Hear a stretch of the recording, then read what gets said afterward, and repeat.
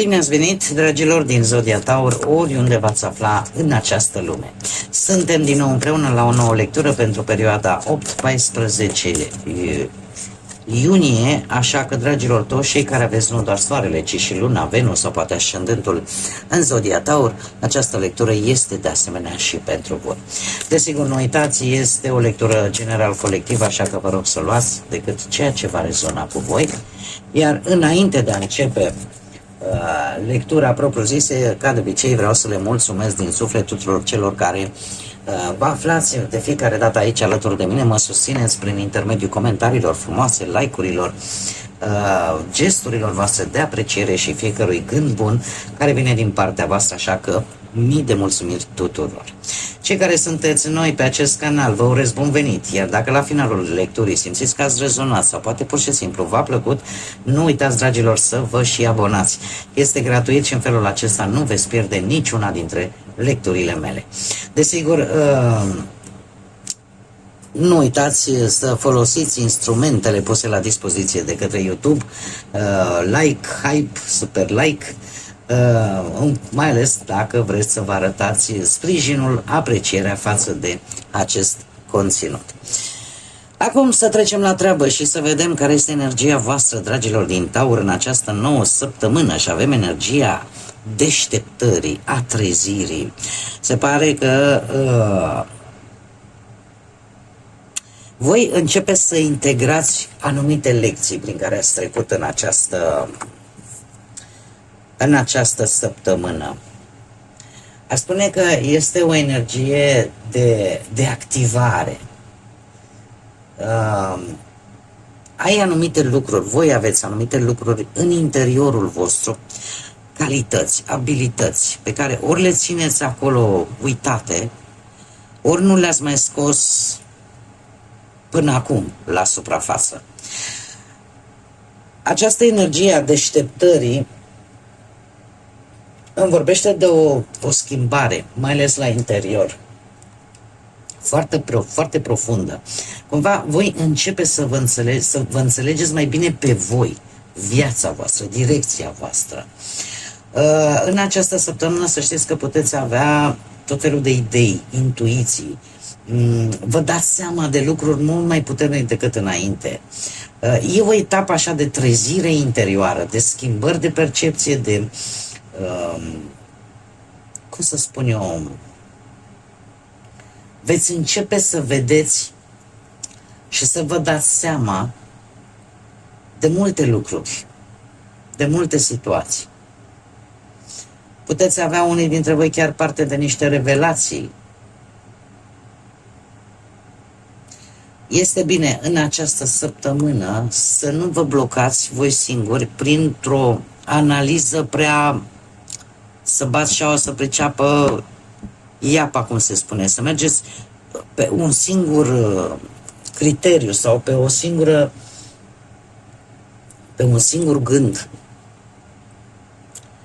Este bine ca voi să reveniți ușor la acele acțiuni simple, la acea viața asta simplă, reală, simplă, dar reală. Și în primul și în primul rând cum să spun eu, ar trebui să alungați gândul ăsta, dar la mine niciodată nu se schimbă nimic, dar eu nu sunt în stare să fac nimic. Nu, există lucruri pe care există calități, abilități pe care voi le aveți și care așteaptă să fie scoase la suprafață. Să integrați experiențele pe care le-ați avut. Asta vă vor face mult mai înțelepți. Haideți să vedem ce ne spune tarotul. Ce vine pentru dragii mei din Taur în săptămâna 8-14 iunie. Sper să nu se audă aerul meu condiționat. Fără el n-aș putea să fac lecturile. Și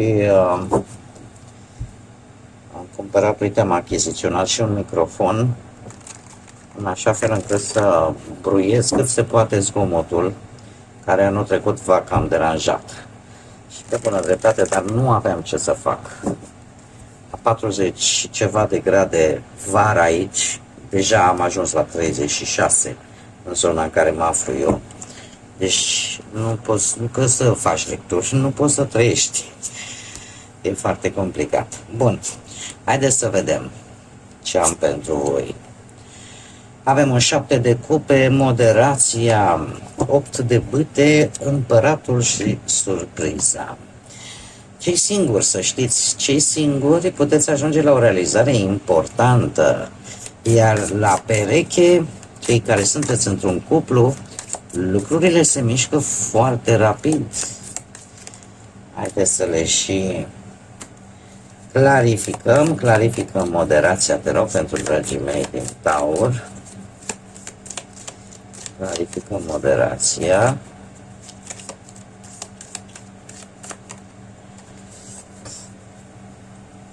Interesant.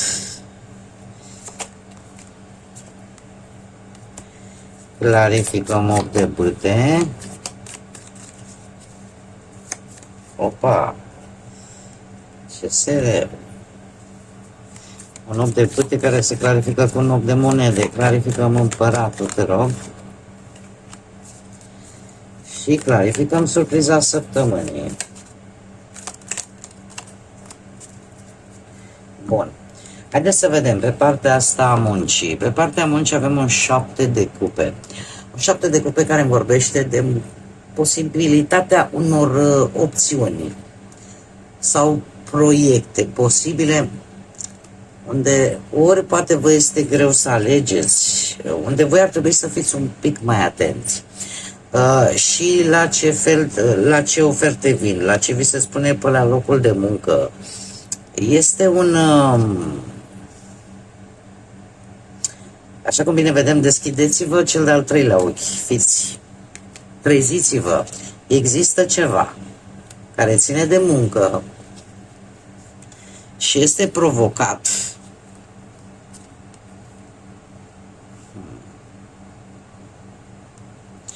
Dragilor, cineva v-a dezamăgit, cineva cu care voi ați avut un conflict profesional, cineva care parcă ori voi, ori această persoană a ridicat așa un zid de indiferență, cineva care poate cu lumea aici,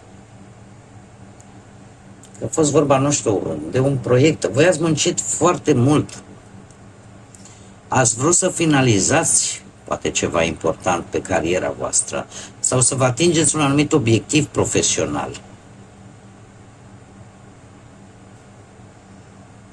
Doar că a apărut acest 5 de bâte.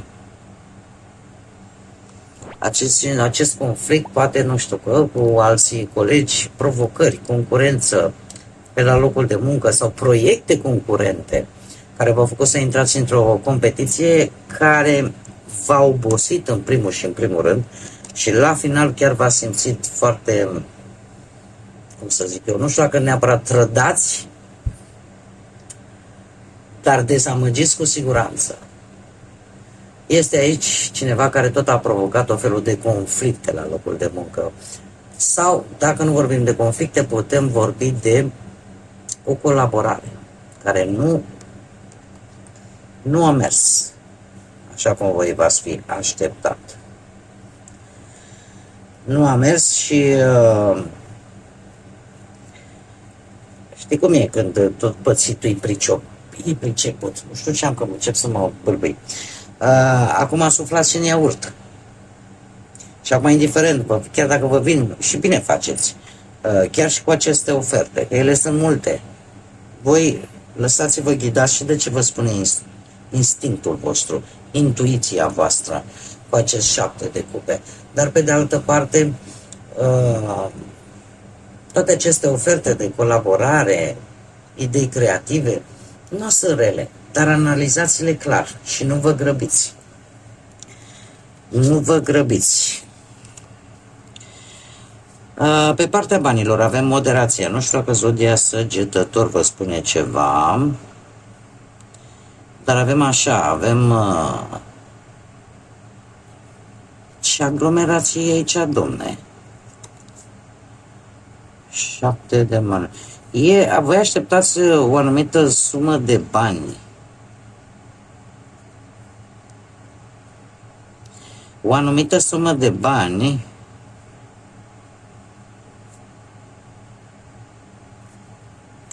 dar aici e o încrengătură. Cred că e ceva legat de familie.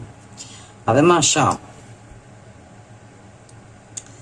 Voi așteptați un posibil venit în urma a ceva ce voi ați investit. Că e muncă, că e energie, că e și una și alta sau ceva bani.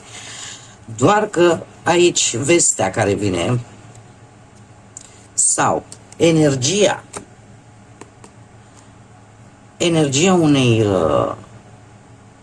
de foc, berbec, leu sau săgetător. Această energie vine ori cu o veste, personaj. Ia cineva o decizie financiară mai pripită așa. Sau poate chiar voi, mai ales dacă aveți și vreun ascendent în zodii de foc, posibil ca voi să vă fi implicat într-un conflict din impulsivitatea voastră sau din impulsivitatea acestei persoane cu acest 5 de cupe. Știi cum e când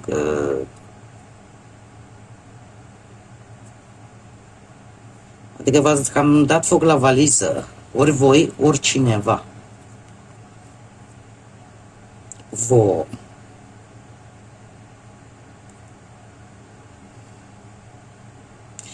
Lucrurile se mișcă, să știți, lucrurile o să se miște încet. Nu știu de ce și vă spun exact ceea ce văd eu aici. Pentru unii dintre voi, nu pentru toată lumea, ori ați avut posibil, ori vreun accident, ori ceva care a avut de văzut și cu autoritățile, cu o autoritate. Avem aici un rege de spade, Gemeni, Balanță sau Vărsător.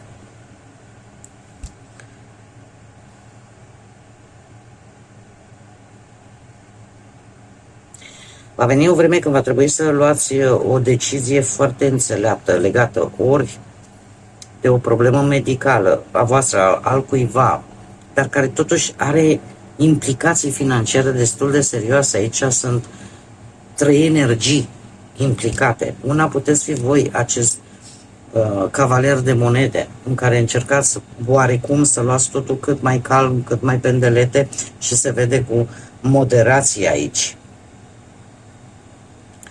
Dar pe de altă parte, dacă vorbim de bani cu acest cavaler de monede, voi vreți o anumită stabilitate financiară, dar prin muncă constantă, dar nu prin noroc, nu prin câștiguri foarte rapide, ceva construit în timp, un venit stabil. Cred că asta, ceva sigur, ceva prudent. Tocmai de aceea aveți și această energie a moderației. Tind să cred, ori este vorba de 2 lucruri, ori de vreo moștenire ceva ce a rămas în urma pierderii unei ființe dragi sau unui membru din familie cu acest 5 de cupe, sau aveți grijă la cheltuieli neașteptate, decizii, trebuie să fiți foarte prudenți. Și posibil o cheltuială neașteptată, care vine repede și vine ori printr-un oficial ceva, o persoană oficială, o persoană care are o anumită uniformă, dar cu moderație aici, astea toate au provocat de fapt moderația, adică gestionarea banilor mult mai echilibrat, împărțirea veniturilor mult mai bine, mult mai echilibrat între ce cheltuieli ai și ce ții acasă.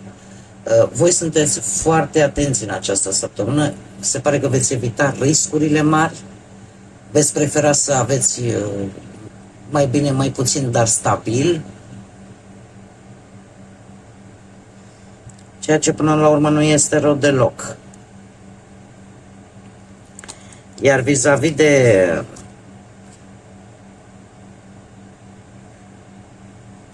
poate să fie o șansă bună pentru voi.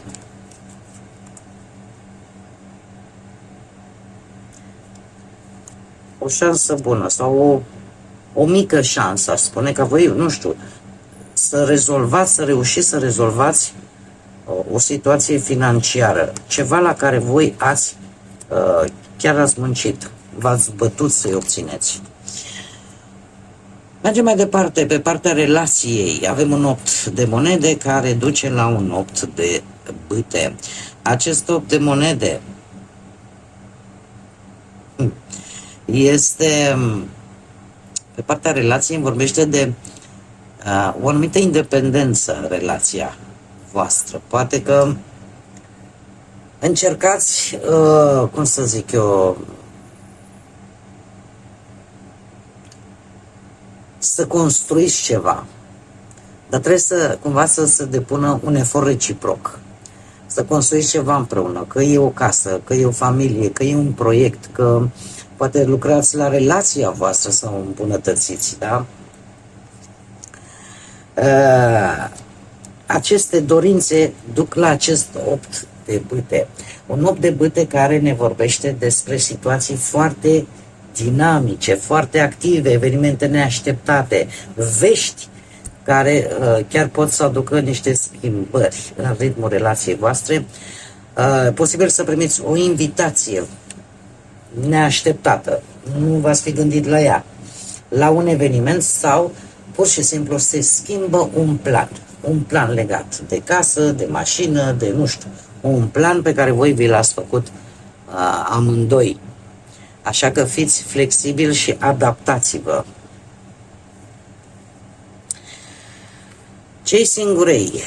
Cei singurei avem împăratul. Voi, dragilor, o realizare o să aveți. Nu știu dacă are legătură sau nu cu viața sentimentală. Bănuiesc că da. Dar justiția, aici avem zodia Berbec și Balanță. Dragilor, mai ales cei care aveți un ascendent în zodia Berbec, cu atât mai mult, vă vine o posibil înștiințare, o rezolvare la nivel judiciar, poate, adică ce ține de justiția terenală, sau pur și simplu vă simțiți voi stabili. Vă simțiți voi bine cu împăratul aici, în pielea voastră, sunteți mult mai responsabili, mult mai disciplinați, sunteți mult mai organizați în ceea ce privește timpul vostru. E ca și cum îți dai seama că parcă ai realizat, ți le-ai luat așa, pe fiecare în parte și ai zis, mă, uite, m-am ocupat și de asta am rezolvat-o și pe asta. Că lucrurile cumva sunt puse în ordine. Și treaba asta vă face să vă simțiți bine în pielea voastră, așa cu tot ceea ce voi ați realizat. Pe de altă parte, voi căutați ceva, dacă vorbim de relații, căutați ceva stabil. Nu mai merge cu jumătăți de măsură, nu mai merge cu persoane care nu știu ce vor de la viață. Iar justiția, care de fapt te-a dus în poziția în care ești în această săptămână, dacă nu vorbim de un răspuns favorabil vouă, atunci putem vorbi de ideea asta de a reflecta de fapt relațiile tale din trecut, ce ai învățat din ele. Și asta te-a făcut să fii mai selectivă sau chiar critică în ceea ce privește potențialii voștri parteneri. Asta v-a deschis mintea, ca să zic așa. Surpriza săptămânii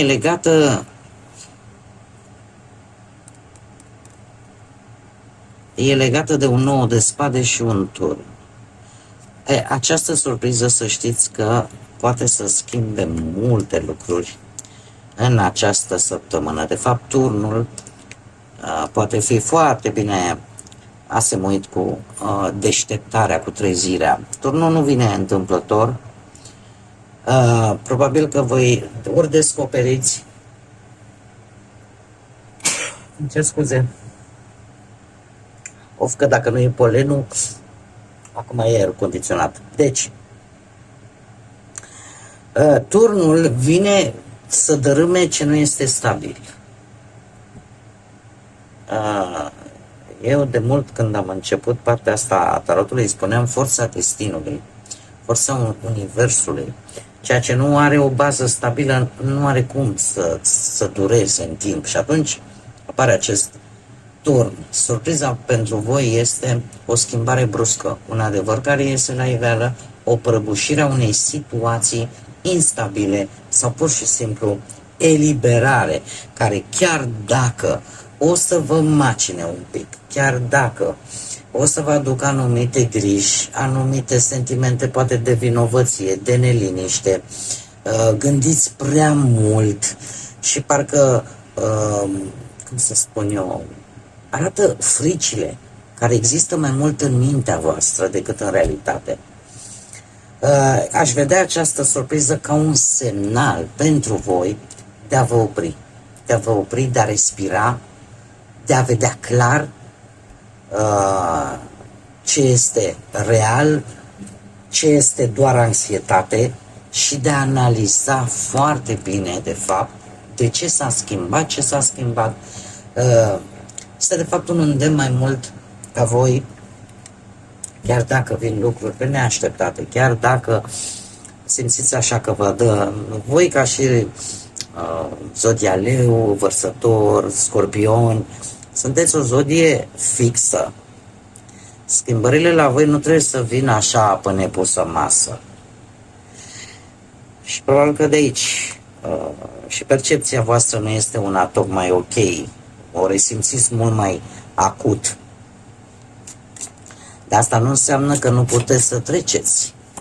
Pentru că acolo unde acționează turnul, e clar că acolo era nevoie de o schimbare. Vă convine, nu vă convine, acolo trebuia schimbat ceva. Nu știu, dau un exemplu așa. Poate că unii dintre voi realizați brusc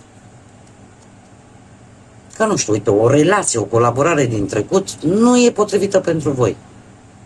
Și atunci schimbați complet modul în care abordați relația respectivă, colaborarea respectivă. Am dat un exemplu.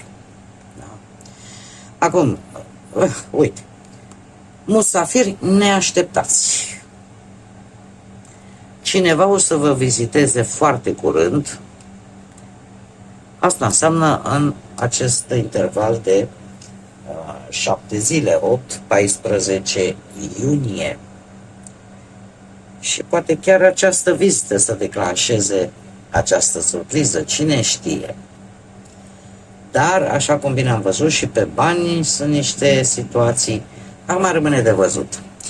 Bun, dragilor, cam aceasta a fost lectura pentru voi, pentru această nouă săptămână de iunie. Vă mulțumesc tare mult că ați fost alături de mine, iar până data viitoare, când ne vom reîntâlni la o nouă lectură, nu uitați, suflete frumoase, să zburați înalt și gândiți înalt și să lăsați, desigur, ca pacea, liniștea, credința și iubirea să vă însoțească la fiecare pas.